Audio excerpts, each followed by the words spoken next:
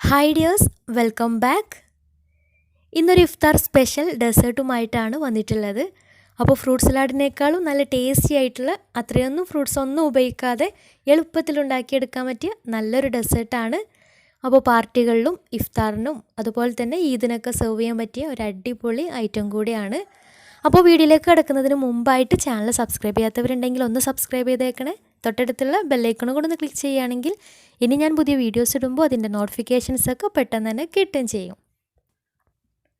അപ്പോൾ ഈ ഒരു സേമിയ കസ്റ്റാർഡ് റെഡിയാക്കി എടുക്കാൻ വേണ്ടി ആദ്യം തന്നെ ഒരു പാൻ എടുത്ത് അതിലേക്ക് 1 ടേബിൾ സ്പൂൺ നെയ്യ് ഒഴിച്ചതിന് ശേഷം നന്നായിട്ട് ചൂടായി വരുമ്പോൾ അതിലേക്ക് കുറച്ച് അണ്ടിപ്പരിപ്പും ഉണക്കമുന്തിരിയും കൂടെ ചേർത്തിട്ട് നന്നായിട്ടൊന്ന് റോസ്റ്റ് ചെയ്തെടുക്കണം. പിന്നെ ഈ ഒരു സ്റ്റെപ്പ് ഓപ്ഷനിലാണ്, നിർബന്ധമൊന്നുമില്ല. ഇടയ്ക്ക് നട്ട്സൊക്കെ ഒന്ന് കടിക്കുമ്പോൾ ഒരു പ്രത്യേക ടേസ്റ്റ് ആണെന്ന് മാത്രം. അപ്പോൾ ആവശ്യമുണ്ടെങ്കിൽ മാത്രം ചെയ്താൽ മതി. അപ്പോൾ ഇവ രണ്ടും നന്നായിട്ട് ബ്രൗൺ കളറായി കിട്ടിയിട്ടുണ്ട്. ഇനി ഇത് മാറ്റിയിട്ട് അതിലേക്ക് 5 ടേബിൾ സ്പൂൺ സേമിയ ചേർത്ത് കൊടുക്കാം. അപ്പോൾ വറുത്ത സേമിയ ആണെങ്കിലും വറുക്കാത്ത സേമിയ ആണെങ്കിലും നെയ്യിലിട്ടൊന്ന് റോസ്റ്റ് ചെയ്തെടുത്താൽ ഒന്നും കൂടെ നന്നായിരിക്കും. അപ്പോൾ ഈ സേമിയ നന്നായിട്ട് ബ്രൗൺ കളറായി കിട്ടിയാൽ അതിലേക്ക് 1/2 ലിറ്റർ പാൽ ഒഴിച്ചു കൊടുക്കാം. പിന്നെ ഇതിലേക്ക് സേമിയ 5 ടേബിൾ സ്പൂൺ തന്നെ മതിയാവും. കൂടുതൽ ചേർത്ത് കൊടുത്താൽ ഒരുപാട് കട്ടിയായിട്ട് പോകും. അപ്പോൾ അതിൻ്റെ ആവശ്യമില്ല.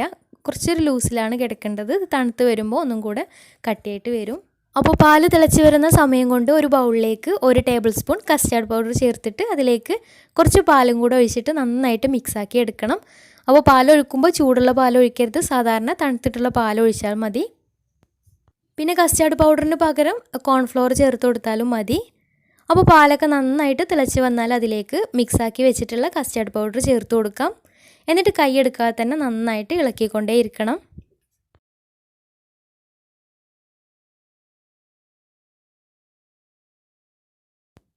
അപ്പോൾ സേമിയയും കസ്റ്റാർഡൊക്കെ ചെറുതായിട്ടൊക്കെ ഒന്ന് വെന്ത് കുറുകി വരുന്ന സമയത്ത് അതിലേക്ക് മധുരത്തിന് ആവശ്യമായിട്ടുള്ള പഞ്ചസാര ചേർത്ത് കൊടുക്കാം. അപ്പോൾ ഞാനൊരു 6-7 ടേബിൾ സ്പൂൺ പഞ്ചസാര ചേർത്ത് കൊടുത്തിട്ടുണ്ട്. അപ്പോൾ നിങ്ങൾ മധുരം നോക്കിയിട്ട് മധുരത്തിന് ആവശ്യമായിട്ടുള്ള പഞ്ചസാര ചേർത്ത് കൊടുക്കുക. പിന്നെ നല്ലൊരു ഫ്ലേവറിന് ഒരു 1/4 ടീസ്പൂൺ വനില എസൻസും കൂടെ ചേർത്ത് കൊടുത്തിട്ടുണ്ട്.